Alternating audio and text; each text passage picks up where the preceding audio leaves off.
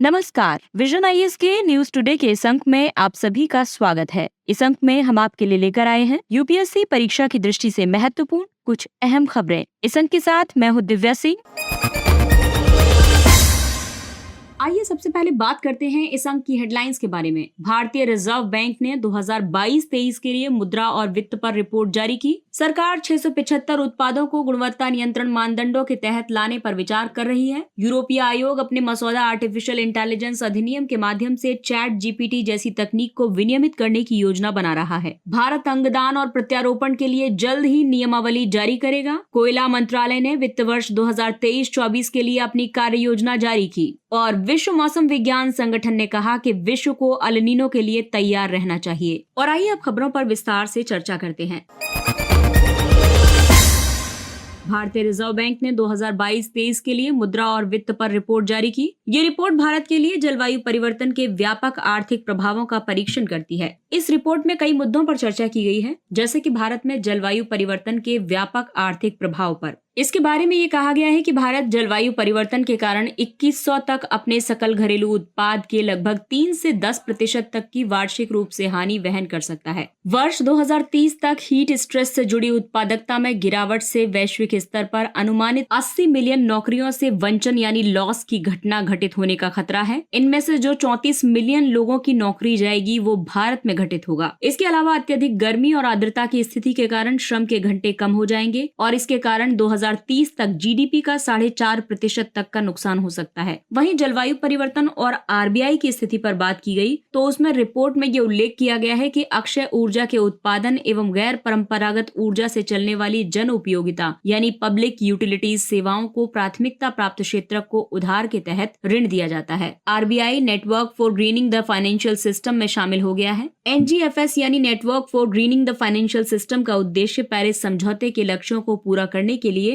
वैश्विक उपायों को मजबूत करना है। हरित अवसंरचना में निवेश के लिए सोवेरेन ग्रीन बॉन्ड जारी किए गए हैं। विनियमित संस्थाओं द्वारा ग्रीन डिपॉजिट जुटाने के लिए उनके लिए फ्रेमवर्क जारी किया गया है। वहीं जलवायु परिवर्तन और वित्तीय क्षेत्र के बारे में आरबीआई की इस रिपोर्ट में कहा गया है कि सार्वजनिक क्षेत्र के बैंक निजी क्षेत्र के बैंकों की तुलना में जलवायु जोखिम के प्रति ज्यादा सुभेद्य हैं। साथ ही उन्हें पूंजी की कमी का सामना भी करना पड़ सकता है। इसके अलावा जलवायु परिघटनाओं के कारण वर्तमान अवसंरचना और अवसंरचना के स्तर के बीच व्यापक अंतराल मौजूद है। इस अंतराल को समाप्त करने के लिए जीडीपी के लगभग 2.5% तक वार्षिक हरित निवेश की आवश्यकता पड़ सकती है। वहीं इस रिपोर्ट में जलवायु जोखिमों को कम करने के लिए नीतिगत विकल्प पर भी चर्चा की गई है। इसमें राजकोषीय नीति पहल की चर्चा की गई। राजकोषीय नीति पहल के तहत कार्बन करों और उत्सर्जन व्यापार प्रणाली का उपयोग करते हुए कार्बन मूल्य निर्धारण करना, संधारणीय हरित परिसंपत्तियों और गतिविधियों की पहचान करने के लिए हरित वर्गीकरण अपनाना आदि शामिल है। वहीं प्रौद्योगिकी को अपनाने के लिए सरकारों द्वारा लक्षित अनुसंधान एवं विकास निवेश को बढ़ावा देना, पवन और सौर ऊर्जा आपूर्ति में अस्थिरता का समाधान करना, स्वदेशी नवीकरणीय आपूर्ति श्रृंखला का विकास करना आदि शामिल है। वहीं मौद्रिक नीति की अगर हम बात करें तो सेंट्रल बैंक डिजिटल करेंसी यानी कि सीबीडीसी के अधिक उपयोग से कार्बन फुटप्रिंट को कम करने में मदद मिल सकती है। सोवेरेन ग्रीन बॉन्ड का जमानत के रूप में उपयोग किए जाने पर कम मार्जिन की आवश्यकता संबंधी प्रावधान करना शामिल है। सरकार 675 उत्पादों को गुणवत्ता नियंत्रण मानदंडों के तहत लाने पर विचार कर रही है। सरकार इलेक्ट्रिक वाहनों और ड्रोन सहित कई नए उत्पादों के लिए गुणवत्ता नियंत्रण आदेश तैयार कर रही है और इसके उद्देश्य हैं घरेलू उपभोक्ताओं के लिए गुणवत्तापूर्ण उत्पाद सुनिश्चित करना, निर्यात बाजारों में प्रतिस्पर्धात्मक बढ़त हासिल करना, अन्य मानकों में सुधार करना, उदाहरण के लिए स्वास्थ्य, सुरक्षा और पर्यावरण मानकों में सुधार करना। इसके अलावा जीरो डिफेक्ट जीरो इफेक्ट के विजन को प्राप्त करना। गुणवत्ता नियंत्रण आदेश भारत सरकार के अलग अलग मंत्रालय या विभाग जारी करते हैं। इन आदेशों को भारतीय मानक ब्यूरो अधिनियम 2016 के तहत प्रदत्त शक्तियों का प्रयोग करते हुए जारी किया जाता है। गुणवत्ता नियंत्रण आदेश जारी होने के बाद अधिसूचित उत्पादों को प्रासंगिक भारतीय मानकों की आवश्यकता का अनुपालन करना होगा। इन उत्पादों के विनिर्माताओं को अनिवार्य रूप से बीआईएस से प्रमाणन प्राप्त करना होगा। गुणवत्ता नियंत्रण आदेशों में उत्पादों के साथ किसी प्रकार का भेदभाव नहीं किया जाता है, क्योंकि आयातित और घरेलू वस्तुओं दोनों के लिए समान मानक लागू होते हैं। हालांकि सरकार लघु उद्यमों के लिए कुछ अपवाद निर्धारित कर सकती है, यानी कि उन्हें कुछ छूट मिल सकती है। हालांकि गुणवत्ता नियंत्रण आदेशों से जुड़ी कई चिंताएं हैं, जैसे कि विश्व व्यापार संगठन के सदस्यों के लिए चिंताएं। इन मानकों का व्यापार प्रतिबंधात्मक उपायों के रूप में दुरुपयोग किया जा सकता है। इसके अलावा कुछ देशों से आयात की अनुमति देने में देरी हो सकती है। वहीं घरेलू विनिर्माताओं के लिए चिंता ये है कि ये कदम आपूर्ति श्रृंखला में बाधा उत्पन्न कर सकता है, खरीदारों के मन में भारतीय उद्योग के प्रति अविश्वास पैदा कर सकता है और निर्यात ऑर्डर अन्य प्रतिस्पर्धी देशों को मिल सकता है। भारत अंगदान और प्रत्यारोपण के लिए जल्द ही नियमावली जारी करेगा। राष्ट्रीय अंग और उत्तक प्रत्यारोपण संगठन कई महत्वपूर्ण विषयों पर काम कर रहा है, जैसे कि प्रत्यारोपण नियमावली। यह अस्पतालों में अंगदान और प्रत्यारोपण कार्यक्रम के कार्यान्वयन के लिए चरणबद्ध तरीके से मार्गदर्शिका के रूप में कार्य करेगी। इसके अलावा प्रत्यारोपण समन्वयक को प्रशिक्षण के लिए मानक पाठ्यक्रम तैयार करेगा। अंगदान और प्रत्यारोपण से मतलब है शल्य चिकित्सा, यानी कि सर्जरी के माध्यम से एक व्यक्ति से एक अंग को निकालने और इसे दूसरे व्यक्ति में प्रत्यारोपित करने से है। ये उस व्यक्ति में प्रत्यारोपित किया जाता है जिसका अंग खराब हो जाता है। वर्ष 2013 में देश में 5000 से कम अंग प्रत्यारोपित हुए थे। ये संख्या 2022 में बढ़कर 15000 से ज्यादा हो गई थी। ऐसा राष्ट्रीय, राज्य और क्षेत्रीय स्तर पर अंग और उत्तक प्रत्यारोपण संगठनों के नेटवर्क के माध्यम से बेहतर समन्वय के कारण संभव हो पाया। हालांकि भारत में अंग प्रत्यारोपण से जुड़ी कई समस्याएं हैं, जैसे कि अंग दान करने की दर कम है, प्रत्यारोपण के लिए अंगों की आपूर्ति कम है लेकिन मांग ज्यादा है, प्रत्यारोपण में विशेषज्ञता रखने वाले अस्पतालों की संख्या कम है, साथ ही फैमिली के सेंटिमेंट्स भी अंग दान करने में बाधा करते हैं। भारत में अंग प्रत्यारोपण काफी महंगा है। गरीब लोग, बिना स्वास्थ्य बीमा वाले व्यक्ति इसे वहन नहीं कर सकते हैं। इसीलिए भारत में अंग प्रत्यारोपण से संबंधित कई फ्रेमवर्क हैं, जैसे मानव अंग प्रत्यारोपण अधिनियम 1994 मानव अंगों को निकालने, स्टोरेज करने और प्रत्यारोपण को विनियमित करने के लिए एक प्रणाली प्रदान करता है। इसके अलावा मानव अंग प्रत्यारोपण संशोधन अधिनियम 2011 और मानव अंग और उत्तक प्रत्यारोपण नियम 2014। राष्ट्रीय अंग और उत्तक प्रत्यारोपण संगठन की बात करें तो ये स्वास्थ्य और परिवार कल्याण मंत्रालय के तहत है। अंगों और उत्तकों की खरीद एवं वितरण में समन्वय और नेटवर्किंग से जुड़ी गतिविधियों के लिए ये अखिल भारतीय सर्वोच्च निकाय के रूप में कार्य करता है। देशों में अंगों और उत्तकों के दान और प्रत्यारोपण की रजिस्ट्री के रूप में कार्य करता है। ये अलग अलग कार्यों के लिए नीतिगत दिशा निर्देशों और प्रोटोकॉल निर्धारित करता है। इसके 2 डिवीजन हैं, एक है national human organ and tissue removal and storage network और दूसरा है नेशनल बायो मटेरियल सेंटर यानी नेशनल टिश्यू बैंक, जिसे कि उत्तकों को भंडारित करने के लिए राष्ट्रीय अंग प्रत्यारोपण कार्यक्रम के तहत नोटो नई दिल्ली में स्थापित किया गया है। यूरोपीय आयोग अपने मसौदा आर्टिफिशियल इंटेलिजेंस अधिनियम के माध्यम से चैट जीपीटी जैसी तकनीक को विनियमित करने की योजना बना रहा है। यूरोपीय संसद ने ओपन एआई के चैटबॉट चैट जीपीटी जैसे सामान्य उद्देश्य वाले एआई सिस्टम को विनियमन के दायरे में लाने के लिए एक मसौदा अधिनियम तैयार किया है। और आइए बात करते हैं मसौदा एआई अधिनियम की मुख्य विशेषताओं के बारे में। ये आर्टिफिशियल इंटेलिजेंस से जुड़ी डेटा की गुणवत्ता, पारदर्शिता, मानवीय निगरानी और जवाबदेही जैसे नियमों को मजबूत करता है। ये एक जोखिम आधारित ढांचा प्रस्तुत करता है जो एआई में जोखिम के 4 स्तरों को परिभाषित करता है। और ये जोखिम के 4 स्तर हैं: अस्वीकार्य जोखिम, उच्च जोखिम, सीमित जोखिम और न्यूनतम या कोई जोखिम नहीं। विनियमन के कार्यान्वयन की निगरानी के लिए एक यूरोपीय आर्टिफिशियल इंटेलिजेंस बोर्ड की स्थापना करने का भी प्रावधान किया गया है। आर्टिफिशियल इंटेलिजेंस प्रौद्योगिकियां सर्वव्यापी हो रही हैं और उनके एल्गोरिदम अधिक उन्नत होते हैं। इसलिए कई मुद्दों के कारण ऐसी तकनीकों को विनियमित करने की आवश्यकता महसूस की जा रही है, जैसे कि ब्लैक बॉक्स। एआई टूल्स को ब्लैक बॉक्स के रूप में जाना जाता है। इसका मतलब ये है कि उसे डिजाइन करने वाले भी ये नहीं बता सकते कि कोई विशेष आउटपुट प्रदान करने के लिए उनके अंदर क्या चल रहा होता है। वहीं एआई के नैतिक दृष्टिकोण की अगर बात करें तो ये सुनिश्चित करना कि एआई सिस्टम इस तरह से डिजाइन और उपयोग किए जा रहे हैं जो मूलभूत मानवाधिकारों का सम्मान करते हैं और निष्पक्षता तथा गैर भेदभाव को बढ़ावा देते हैं। साथ ही इसमें जिम्मेदारी तय करने जैसे मुद्दे की भी बात की गई। तो एआई से प्राप्त होने वाले आउटपुट गंभीर प्रभाव पैदा कर सकते हैं, इसलिए ऐसे परिणामों के लिए जिम्मेदारी तय करना जरूरी है। वहीं पक्षपातपूर्ण आउटपुट की अगर बात करें तो एआई सक्षम फेशियल रिकॉग्निशन, भेदभाव और एआई आउटपुट में सामाजिक पूर्वाग्रहों के कारण एआई उपकरण पहले से ही गलत गिरफ्तारियों जैसे त्रुटिपूर्ण परिणाम प्रकट कर चुके हैं। भारत में एआई के विनियमन के लिए कई कदम उठाए गए हैं, जैसे कि भारतीय आयुर्विज्ञान अनुसंधान परिषद ने स्वास्थ्य सेवा क्षेत्र में एआई के उपयोग के लिए नैतिक दिशा निर्देश जारी किए हैं। इसके अलावा इलेक्ट्रॉनिक्स और सूचना प्रौद्योगिकी मंत्रालय एक मजबूत एआई क्षेत्र विकसित करने के लिए आवश्यक नीतियों और बुनियादी ढांचागत उपायों को लागू कर रहा है, लेकिन इसके विकास को विनियमित करने के लिए कानून लाने का उसका कोई इरादा नहीं है। और आइए बात करते हैं कोयला मंत्रालय की। कोयला मंत्रालय ने वित्त वर्ष 2023-24 के लिए अपनी कार्य योजना जारी की। इस योजना की मुख्य विशेषताओं की बात करें तो कोयला उत्पादन को 893 मिलियन टन के मौजूदा स्तर से बढ़ाकर 2023-24 में 1012 मिलियन टन करने का लक्ष्य रखा गया है। घरेलू बाजार में कोयले के ऑनलाइन व्यापार में सहायता के लिए एक कोल ट्रेडिंग एक्सचेंज लॉन्च किया जाएगा।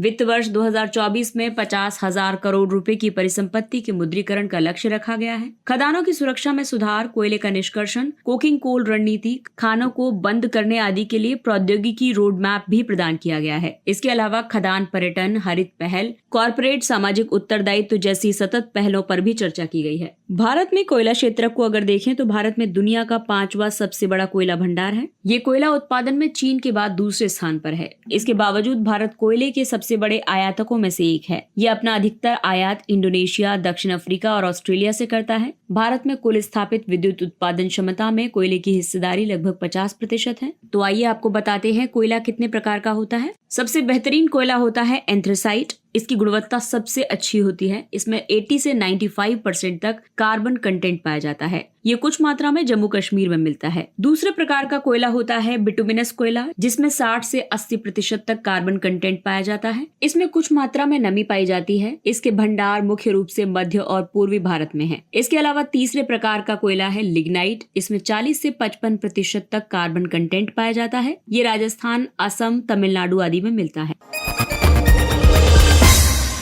विश्व मौसम विज्ञान संगठन ने कहा कि विश्व को अल नीनो के लिए तैयार रहना चाहिए। WMO के अनुसार 3 सालों से सक्रिय लानीना का प्रभाव अब समाप्त हो गया है और उष्णकटिबंधीय प्रशांत क्षेत्र वर्तमान में एनसो तटस्थ स्थिति में है। इसका मतलब ये है कि स्थिति न तो अल नीनो और न ही लानीनो की मौजूदगी का स्पष्ट संकेत देती है। अल नीनो प्राकृतिक रूप से घटित होने वाला एक जलवायु पैटर्न है। ये मध्य और पूर्वी उष्णकटिबंधीय प्रशांत महासागर में समुद्र की सतह के तापमान के गर्म होने से संबंधित है। और वहीं अगर लानीनो की बात करें तो लानीनो के दौरान ये क्षेत्र ठंडा हो जाता है। साथ ही लानीना और अल नीनो दोनों ही अल नीनो दक्षिणी दोलन यानी एनसो के चरण है, जिसमें कि लानीनो ठंडा चरण है और अल नीनो गर्म चरण है। वर्तमान में अल नीनो के घटित होने की संभावना ज्यादा है। साथ ही WMO ने इस तथ्य को भी रेखांकित किया है कि उत्तरी गोलार्ध के ऊपर स्प्रिंग प्रेडिक्टेबिलिटी बैरियर अभी तक असक्रिय नहीं हुआ है। SPB यानी स्प्रिंग प्रेडिक्टेबिलिटी बैरियर मौसम और जलवायु भविष्यवाणी से संबंधित एक घटना है। इसमें वसंत की शुरुआत के दौरान पूर्वानुमान की सटीकता कम हो जाती है। और आइए बात करते हैं कि भारत पर एल नीनो के क्या प्रभाव पड़ते हैं। एल नीनो आने से कृषि पर दबाव पड़ता है। औसत से कम वर्षा होती है, जिस वजह से कृषि उत्पादकता प्रभावित होती है। इसके अलावा खाद्य मुद्रास्फीति भी प्रभावित होती है, क्योंकि कम उत्पादन से खाद्यान्नों की मांग में वृद्धि होगी।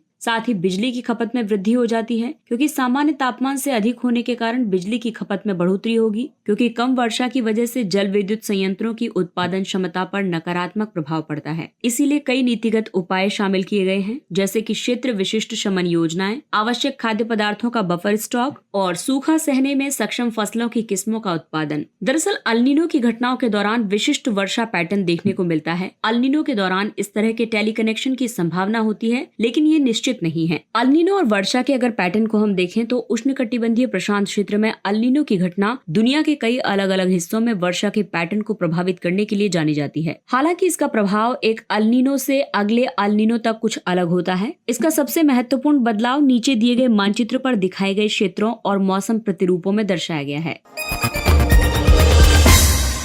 और आइए अब बात करते हैं कुछ अन्य महत्वपूर्ण सुर्खियों की। विश्व प्रेस स्वतंत्रता सूचकांक 2023 सूचकांक में शामिल 180 देशों में भारत 161वें स्थान पर है। शीर्ष 3 स्थानों पर नॉर्वे, आयरलैंड और डेनमार्क हैं। इस सूचकांक को पेरिस स्थित रिपोर्टर्स विदाउट बॉर्डर्स नामक संस्था जारी करती है। रिपोर्टर्स विदाउट बॉर्डर्स सूचना प्राप्त करने की स्वतंत्रता की रक्षा करने और इसे बढ़ावा देने वाले दुनिया के अग्रणी गैर सरकारी संगठनों में से एक है। इस सूचकांक को विश्व प्रेस स्वतंत्रता दिवस 3 मई को जारी किया गया। इसके अंतर्गत किसी देश में प्रेस की स्वतंत्रता का मूल्यांकन 5 प्रासंगिक संकेतकों का इस्तेमाल करके किया जाता है, जिसमें शामिल किया जाता है राजनीतिक संदर्भ, कानूनी ढांचा, आर्थिक संदर्भ, सामाजिक सांस्कृतिक संदर्भ और सुरक्षा।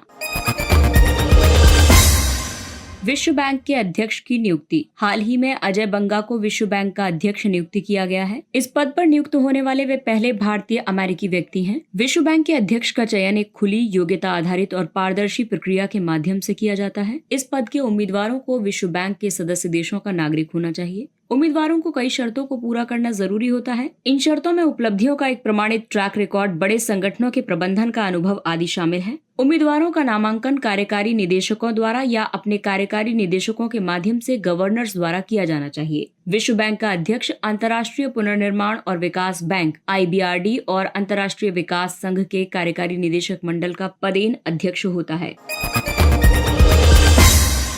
अगला टॉपिक है खाद्य संकट पर वैश्विक रिपोर्ट। ये रिपोर्ट खाद्य सूचना नेटवर्क ने खाद्य संकट के खिलाफ वैश्विक नेटवर्क के साथ मिलकर जारी की है। खाद्य सुरक्षा सूचना नेटवर्क विशेषज्ञता के आदान प्रदान के लिए एक तकनीकी मंच है। इस रिपोर्ट में कहा गया कि वर्ष 2022 सहित लगातार चौथे वर्ष गंभीर खाद्य असुरक्षा का अनुभव करने वाले लोगों की संख्या में वृद्धि हुई है। 58 देशों और राज्य क्षेत्रों के लगभग 258 मिलियन लोगों ने 2022 में गंभीर खाद्य असुरक्षा का सामना किया है। खाद्य असुरक्षा के लिए जिम्मेदार प्रमुख कारकों में आर्थिक आघात, संघर्ष या असुरक्षा, मौसम या चरम जलवायु आदि है।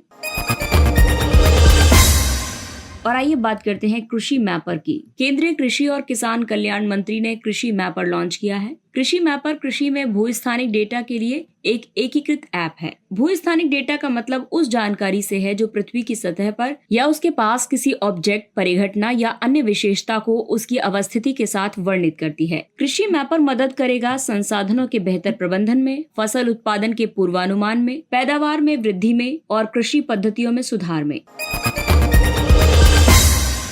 बुलंद भारत अभ्यास। भारतीय सेना ने बुलंद भारत अभ्यास का आयोजन किया है। इसे अपनी एकीकृत निगरानी और मारक क्षमताओं का परीक्षण करने के लिए आयोजित किया गया है। आर्टिलरी और इन्फेंट्री ने अभ्यास के लिए विशेष बलों, हवाई टुकड़ी तथा केंद्रीय सशस्त्र पुलिस बल के साथ सहयोग किया।